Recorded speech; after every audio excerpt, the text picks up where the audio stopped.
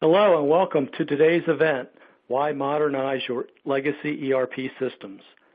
This is Bill Ryan, Senior Fellow for the Governing Institute. I'm excited to serve as moderator for today's event and just want to say thank you for joining us. I know we're in for an informative session over the next 60 minutes. Before we begin, a couple of brief housekeeping notes. A recording of this presentation will be emailed to all registrants within 48 hours. You can use the recording for your reference, or please feel free to pass this along to colleagues.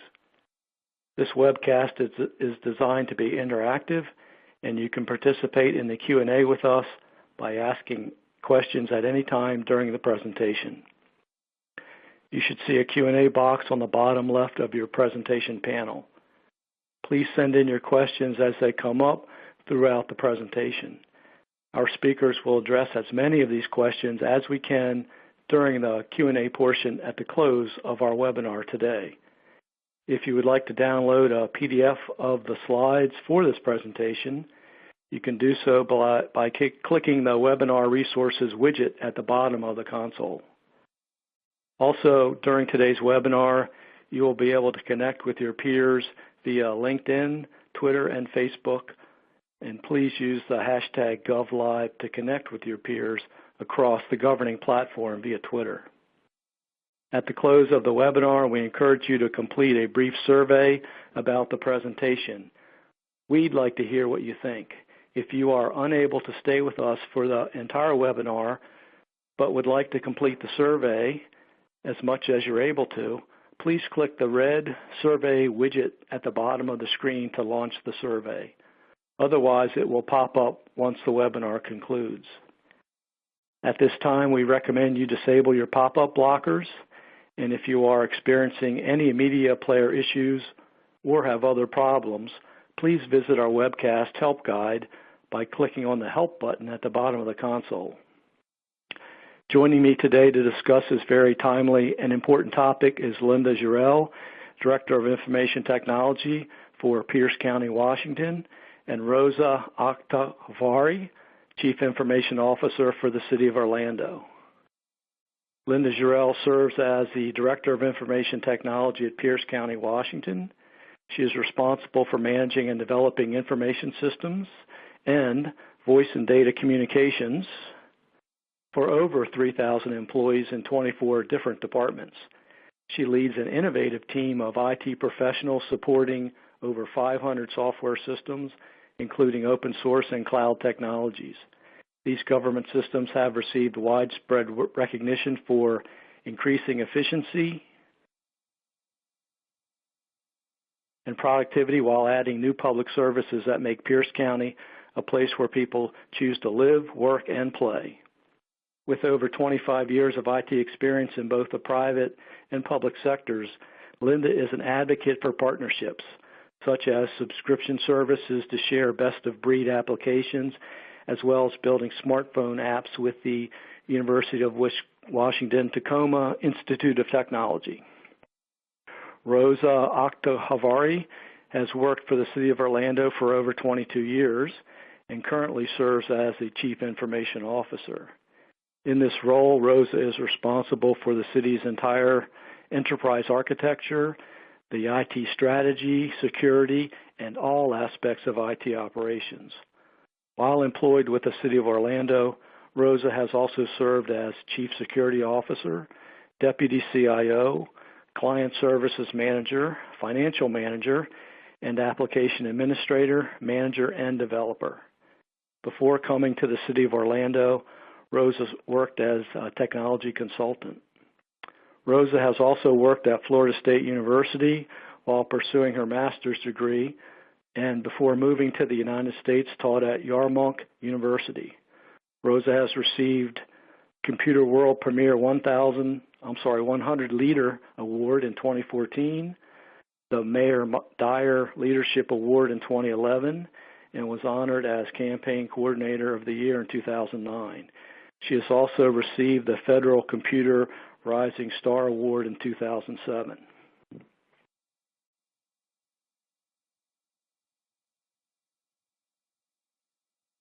ERP systems, as we know them, are core systems for the public sector. We need robust and well-integrated enterprise systems in order to perform our daily business. We need flexible systems that can meet our ever-changing requirements. We may have had a painful implementation of ERP systems early on, perhaps in the late 1990s for the year 2000. Many of these have had staggering purchase and implementation costs. They took a toll on the organization.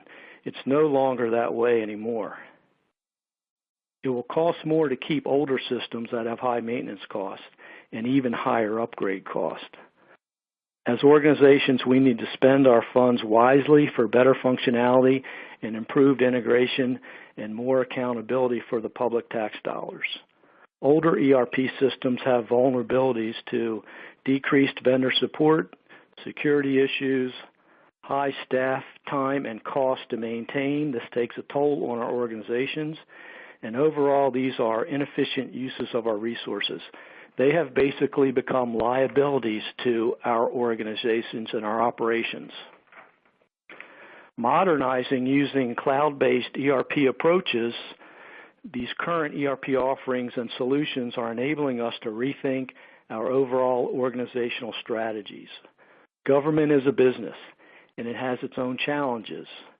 There's no reason not to use very good long-term ROI approaches to ERP and other application projects. No reason not to use modern, safe, reliable, flexible solutions. This will help unify our IT strategies. This will also help us meet changing requirements for our customers, for our citizens, and for our elected officials. And we can improve our application updating capabilities. We're also able to repurpose and rededicate staff to other pressing needs in government. This refocus can help us meet other constituent demands. Also can help us decrease staff maintenance efforts and allow us to have easily upgraded application functionality. Overall, we can improve organizational productivity and modernize our infrastructure.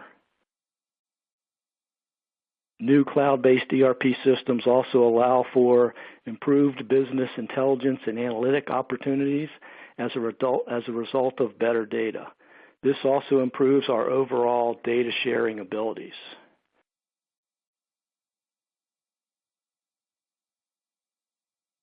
Due diligence is still necessary for any project. Good project management is still mandatory. It's still critical. Meeting organizational goals, satisfying key stakeholders, satisfying requirements, satisfying top management and constituents. We need a new, positive, sustainable approach. Policy, procedures, and laws are constantly changing. We can also improve and modernize our business processes. Data and information are the lifeblood to our organizations. Data is more important than ever, and it can help us measure our organizational performance so we can improve. And we can also allow for easy and intuitive interfaces for staffs.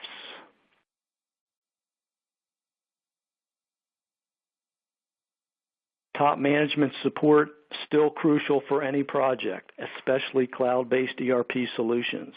These are no different than our traditional approaches to having this top management support. We need everyone engaged and supportive up and down the organization, including our constituents. Good project planning and scoping, comprehensive testing, improvements to business processes, and government compliance. Our ERP systems have served us well over time. It's prudent to evolve the systems into the new and next generation of cloud-based ERP solutions. Rosa will discuss integration, security, and sustainability opportunities, and Linda will discuss other important aspects of business challenges. I'm now going to turn this over to Linda to continue the presentation. Linda, how are you today? Good, I'm good, and I appreciate everybody on the call. I'm hoping that today that you have some takeaways. I'll actually be using slides that we used in executive presentations. I don't plan on going over every little detail, but these will be available to you, and I hope you have some takeaways that allow you to move forward with your project. So just to get started, we were ready for a change. This is actually one of the images that we used throughout our communication with county staff about being ready for a significant change in how we would do HR, payroll, and financial transactions. So our investment justification was focused in 3 areas: financial stewardship, service delivery, and livable communities. And these follow our county balanced scorecard initiatives from the executive. So under financial stewardship, we were very much, as Bill mentioned, looking at reducing our system maintenance costs and management costs, and felt we could do this with a software as a service solution.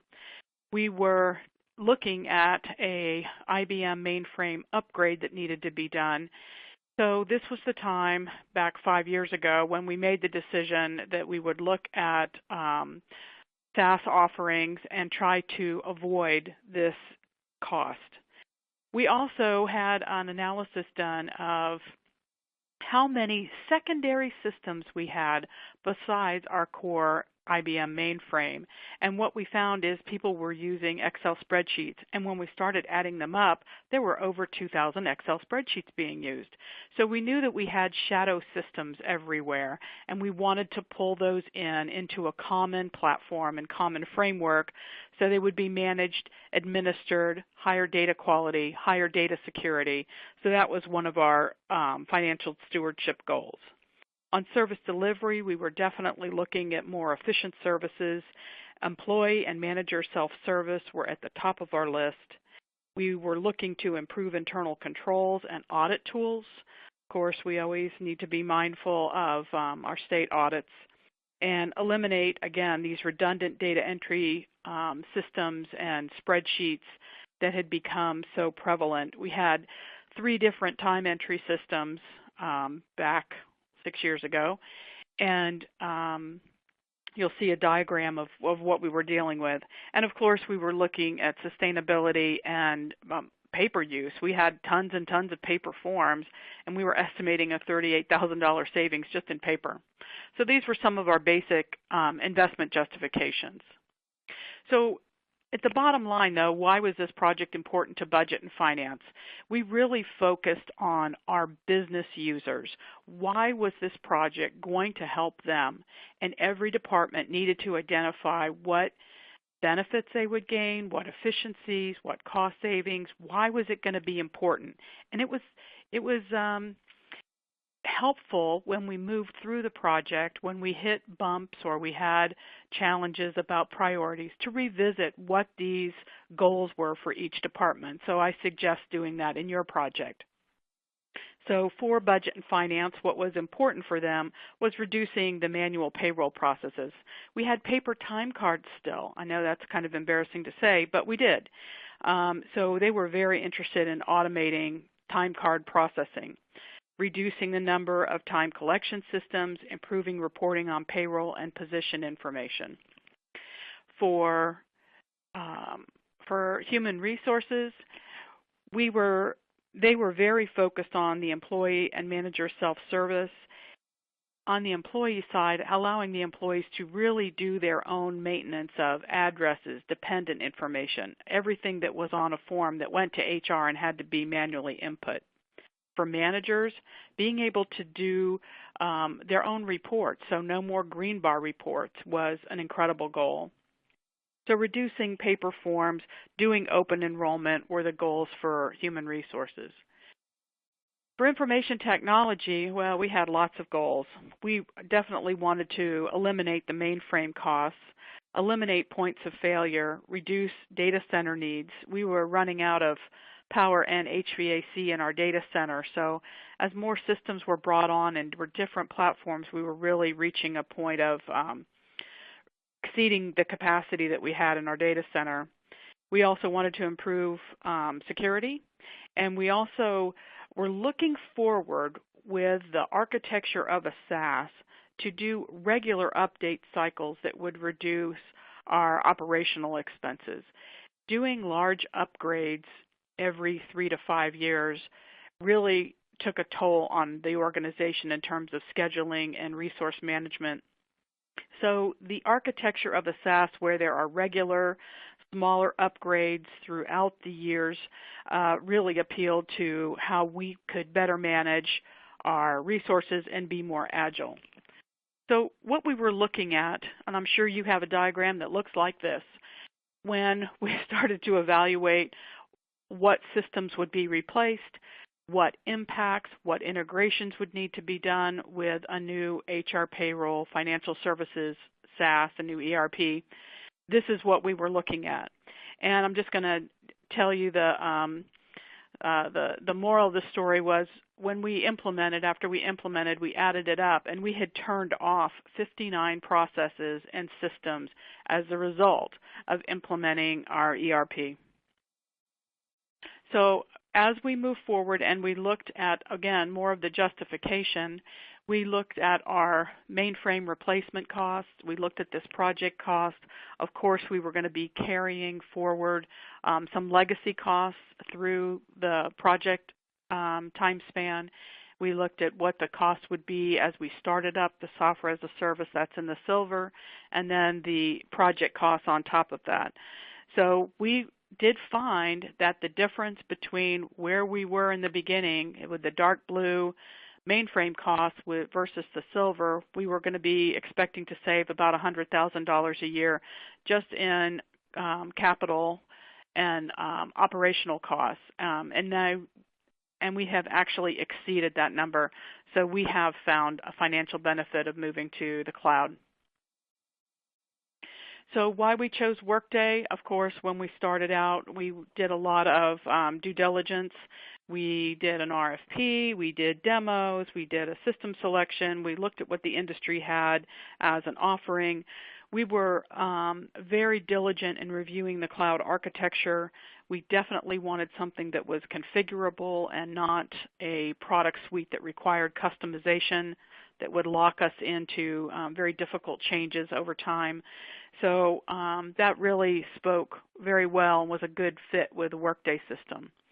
We were also very interested in just integration, so making sure that all the software packages that were a part of the ERP were integrated, tightly integrated. There would be a single database, no siloed systems, and everyone on the same platform. So that's what we were looking for. And with Workday, we really did find that. So the single vendor solution versus best of breed really served us well.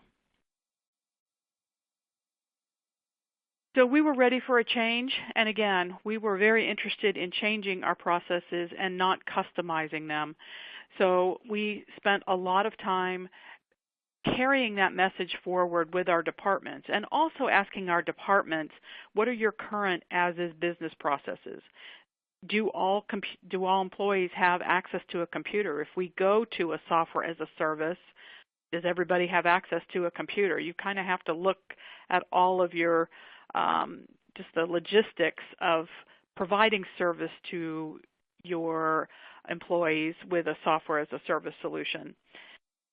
How would self-service be implemented in a department? Would there be roles that needed to be changed? What would the access rights be? And what should be considered that would impact this project from the department's point of view? So we really did a lot of soul searching early on with the departments to make sure they were going to be ready for the change and they had all the information to do that. So when we talk about HCM, some of the things that we look to for improving the business process, so some of our goals for improving the business process was role-based electronic approvals.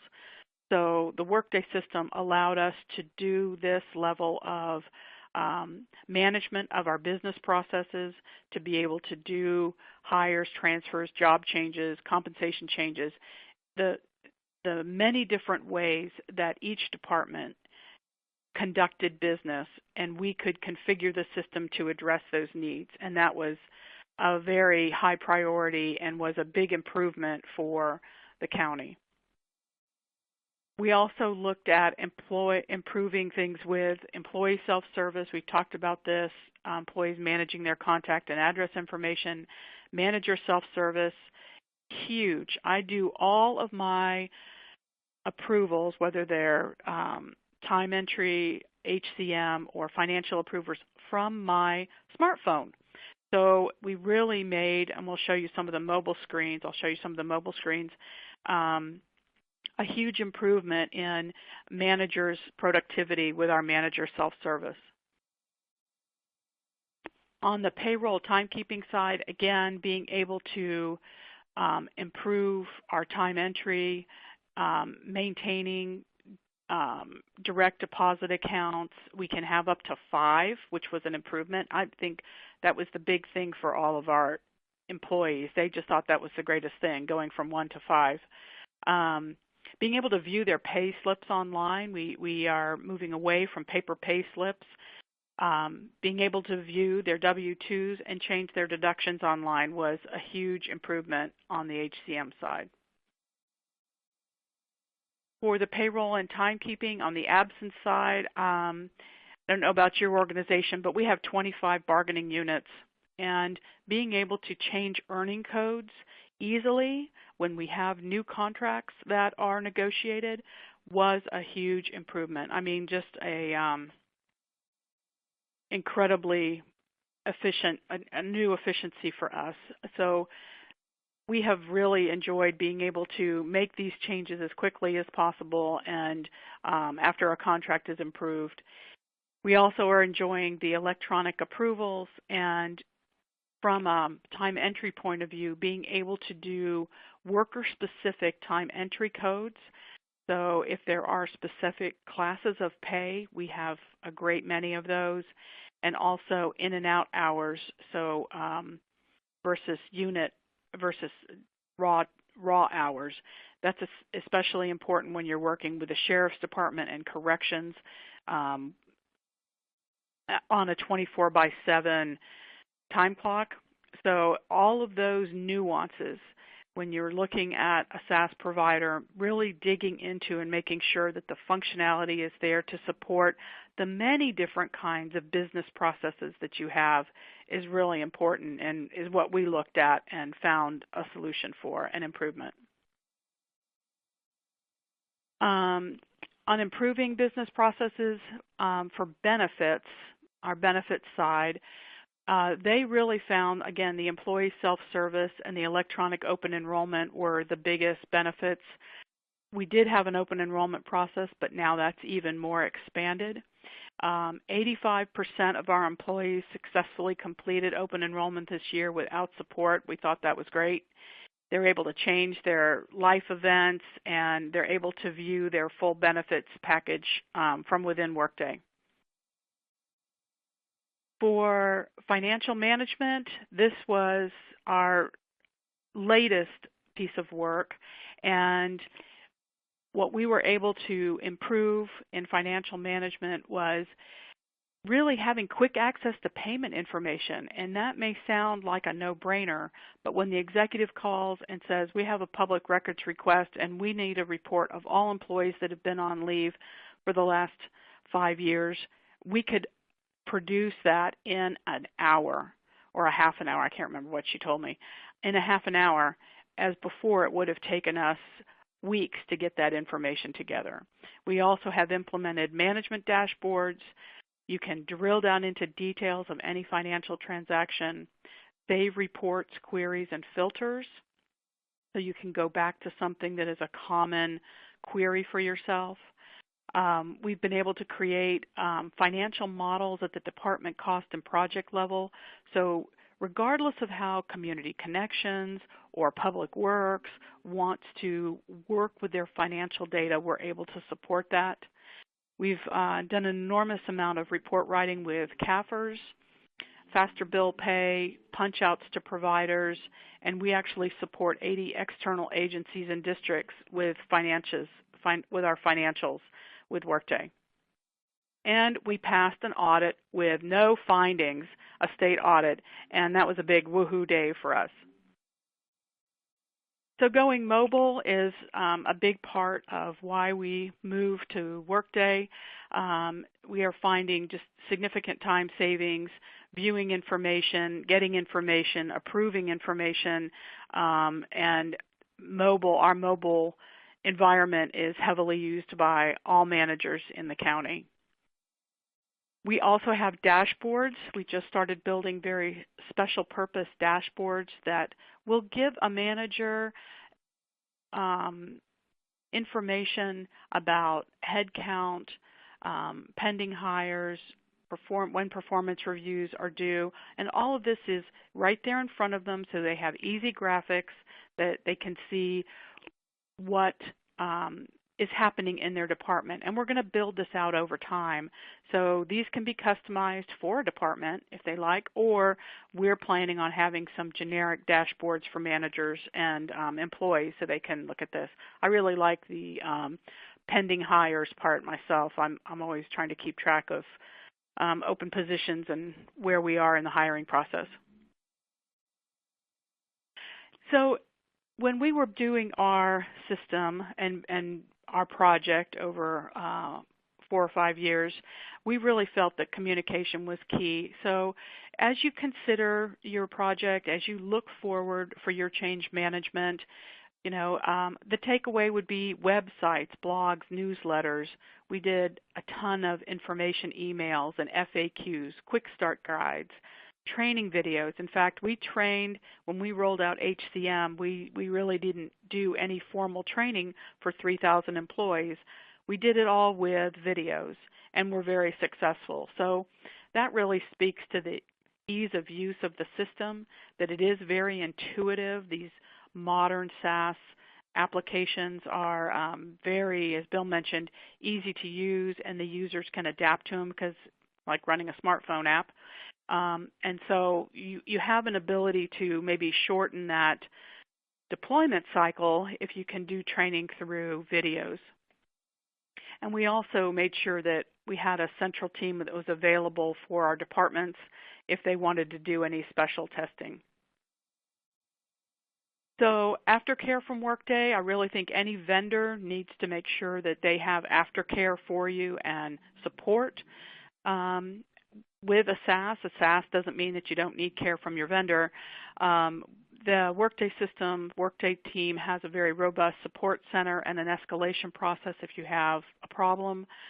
They also have something called brainstorms, which help you channel in what your requirements are for the next set of functionality they're building. And we've used that extensively as one of the first government clients for Workday. We've had a lot of involvement in helping them understand how government does business, and we submit those requirements and they build them.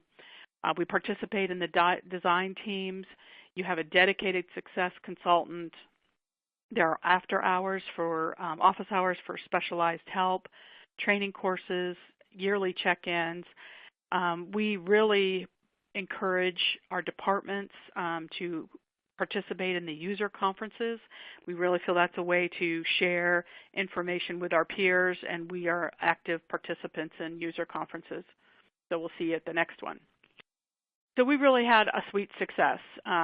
Having said that, the reason I show you pictures of parked cars here is we had some long weekend sessions where before we went live, everybody was here and there were cars in the parking lot on the weekend. To make sure that we had all of our testing done, all of our data moved, all the details taken care of. And you need to have a commitment of everybody being all in. It really is a big event. It is an upgrade like this requires a lot of hands. It requires heavy involvement and commitment from the departments, change management, and commitment from the executive. Our county executive provided enormous support. She considered this project to be repairing the roof. It was that important and that fundamental. So seeing this not only as an investment that is good for business processes and moving forward, but really seeing this as a cornerstone of improving government was very important for us. And we really focused, again, on not customizing the software, on not customizing it at all, but configuring it. So no customization, only configure, and that led to our success. So I'm going to turn this over to Rosa, and she's going to talk to you about soaring through the cloud. Thank you. Thank you very much, Linda, and thank you everyone for taking this hour to spend it with Bill, Linda, and I. I'm proud to be part of the City Beautiful team, and I'm extremely lucky to have a very talented, dedicated IT professional team that helps me support the City of Orlando. Before I start with our story and our journey, I want to take a few minutes and just tell you about the City of Orlando. The city is a strong, innovative local government led by an elected mayor and supported by an elected council and appointed leadership team. We have approximately 3,500 employees. That number changes up and down depending on the season. We do have also pensioners on our payroll, about 2,025 pensioners, and our employees are hosted in 9 departments. The city includes the police and fire as well. We are very similar to Linda. We are a union shop, so we have unions from LIUs, SEIUs, police and fire, and a lot of that union contract requirement needed to be addressed. We do run our own payroll process.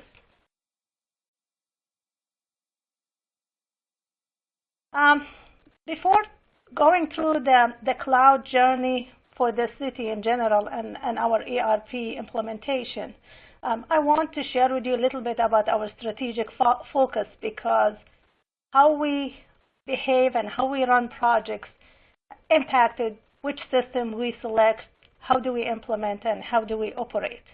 The overall city mission is to enhance the quality of life in the city by delivering public services in a knowledgeable, responsive, and finally responsive manner.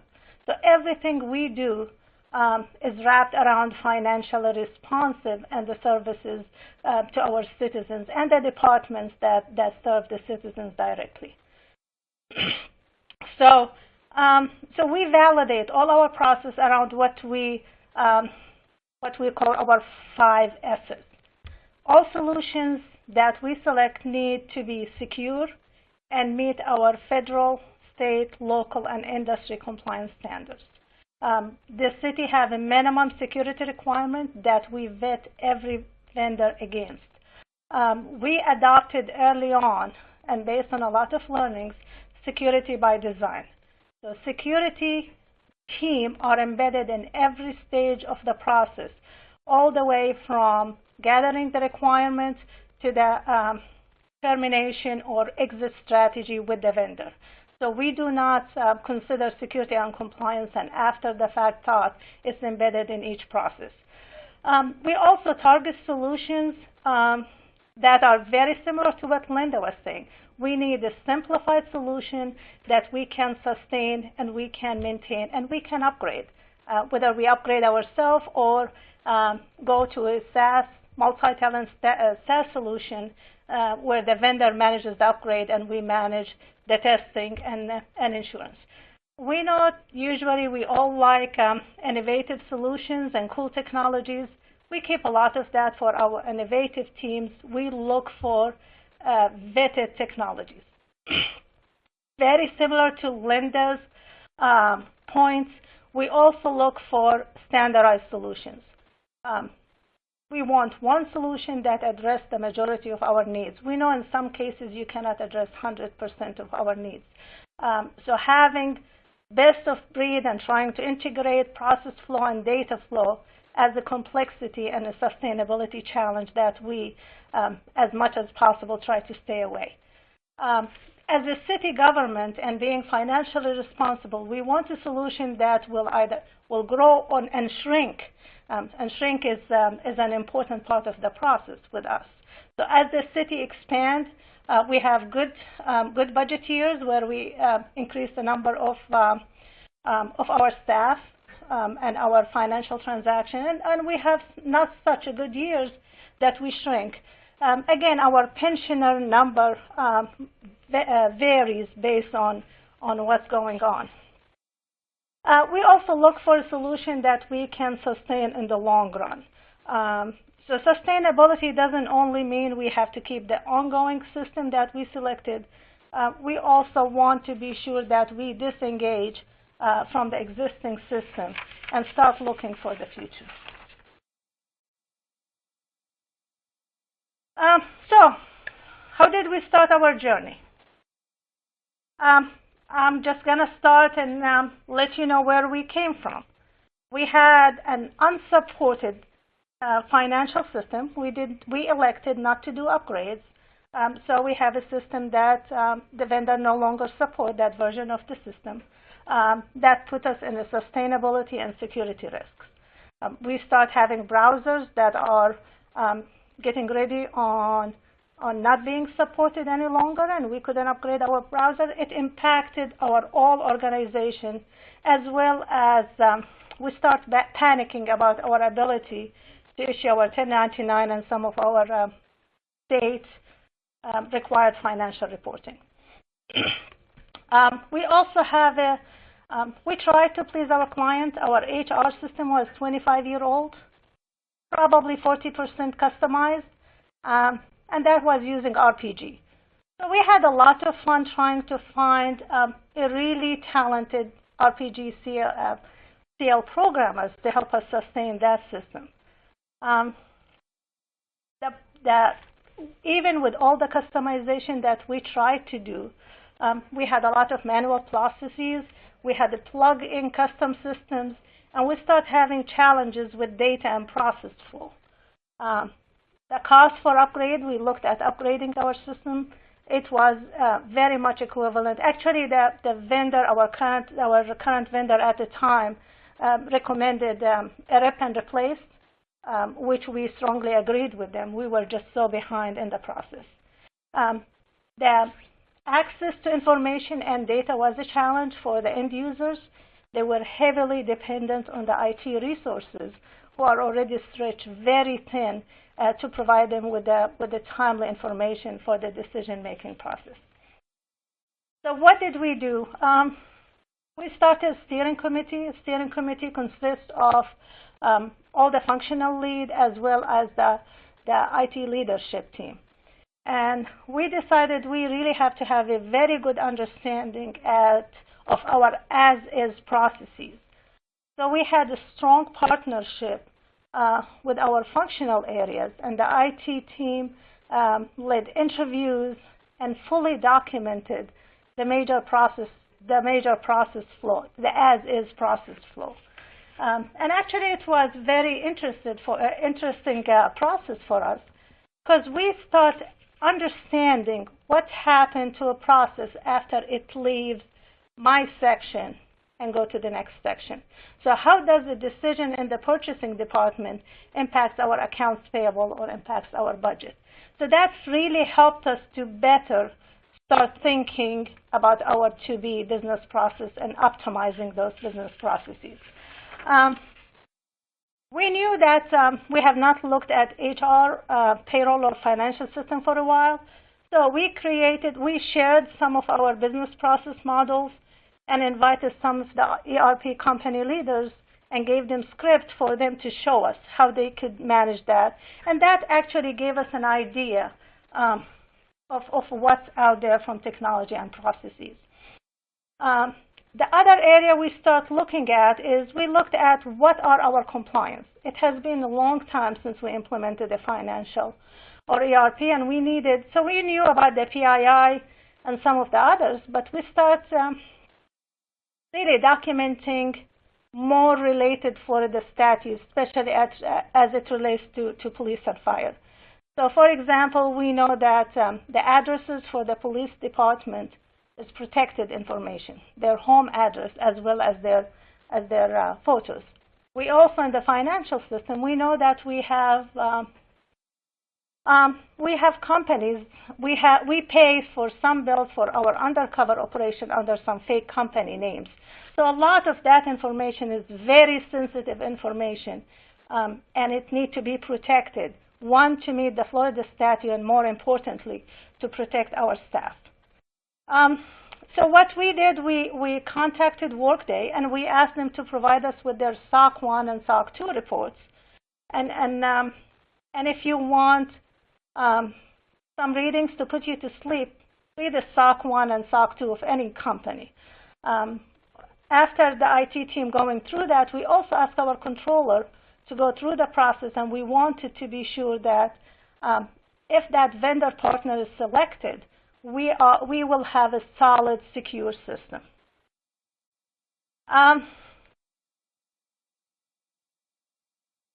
We didn't have any issue with Workday's security. We looked at their offering and compared that to our business processes, and I believe Linda, I don't recall what Linda called it, but our project objectives and constraints, and we did not see any issues. So the city exercised a negotiated procurement option that's available to us, and signed a contract with Workday with a fixed implementation, and it was a lot of fun. So that was a big celebration. It was a big moment for the IT team, knowing that we do not have to worry about, at least for a period of time, sustaining a system that was preventing us from sleeping well at night. So as I said, we documented our as-is, we worked in our business process reengineering, and we started our implementation. From early on in the design stage, we put the security controls in place. We took ownership of the security for all the tenants, and we identified security risk for the project that wasn't related to the ERP implementation. And as a result, we expedited the deployment of our single sign-on solution, and we used that during the implementation process to manage access to our 8 tenants. So we had 8 tenants, and we had 8 teams with cross assignment who were managing different areas. So we had one team who's working on integration in one tenant, one team is doing payroll configuration, and one team is tweaking HR configuration to be sure it's not going to impact the payroll testing. And we start managing who can access those tenants and who can work on them. And that helped us deploy our system in a really timely manner and not step on each other's toes going through that. We also, and both Workday agreed with us, we work with the accompaniment model. So every part of the process, from the design to implementation to testing, was done by team consistent from our consultant as well as city staff. That, to Linda's point, we didn't have cars. We just slept at City Hall during that process. So basically, we worked every stage. We understood as a city team why and why the design decisions were made, who made those design decisions, and why. And we also understood how to operate that and how to make changes if we needed to make change in the future. That was a great value for us to sustain the process going forward. We also use, and I think this is a huge lessons learned, we also use our city tool to track issues during the implementation and track decisions. That gave us an organizational memory as well as a repeatable process as we move through the implementation. So we implemented the full Workday. That's our HR, payroll, financial, including budget, purchasing, accounting, fixed asset, the whole, and part of our time and collection. in about 14 months period. Again, no sleep, but we made it.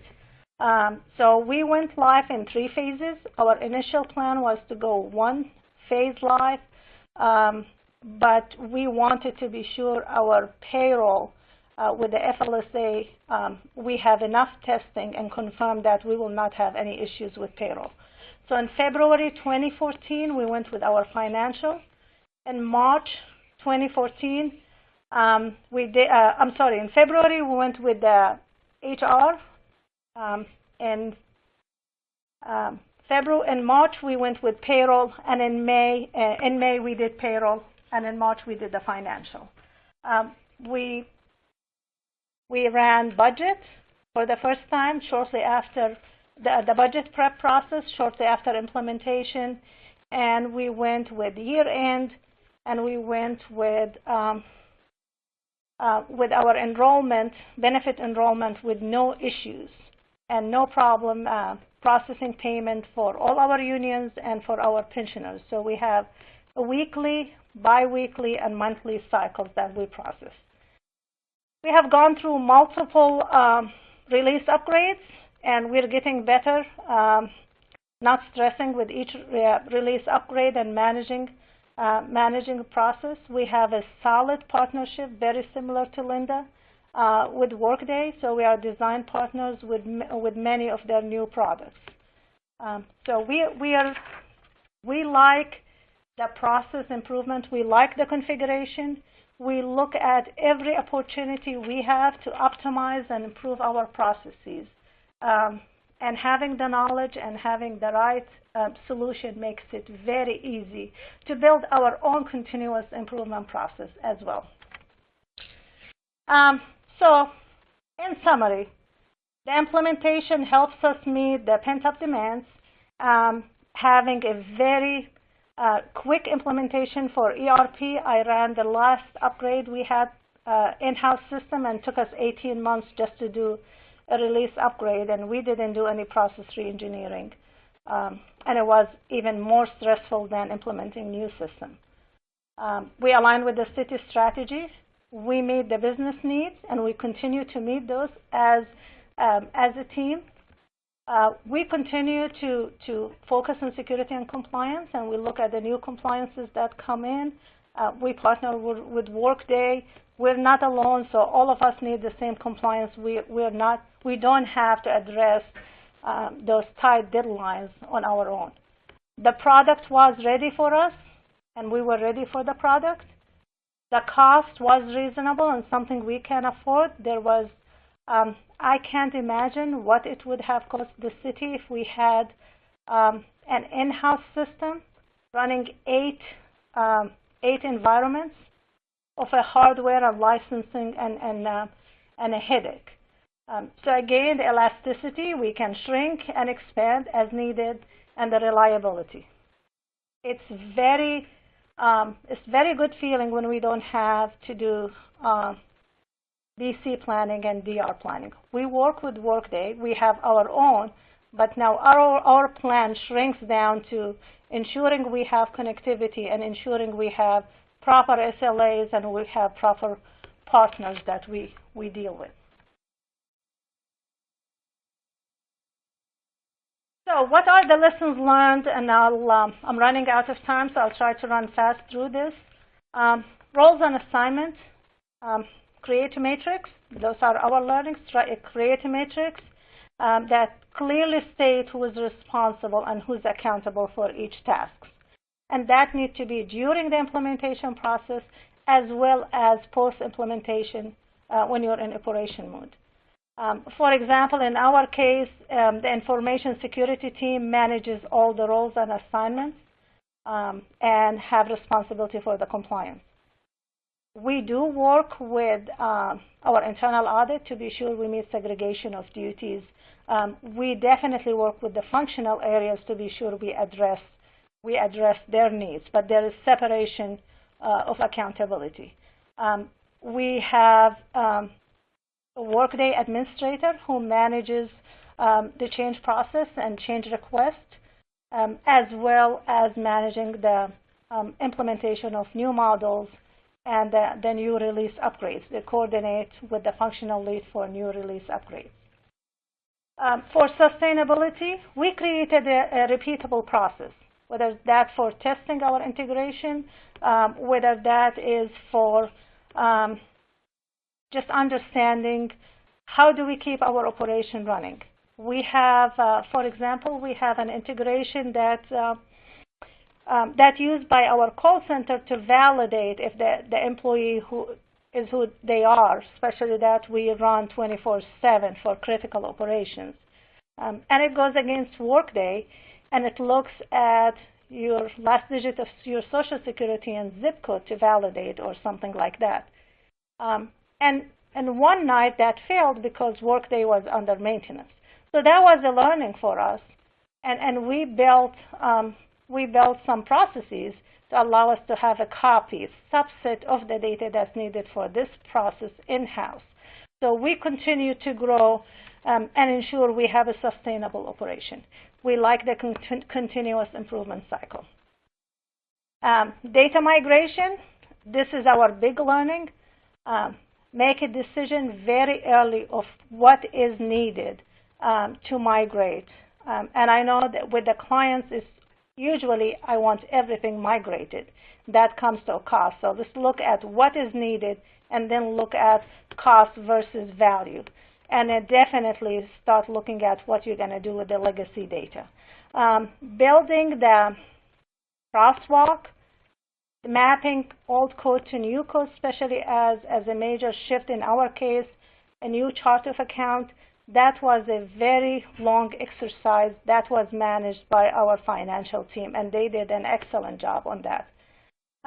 Integration, identify what is core, what's critical for your go live, what are the showstoppers, what integration that you must have but you can survive going manual for a while, and what integration are nice to have and tackle the first list.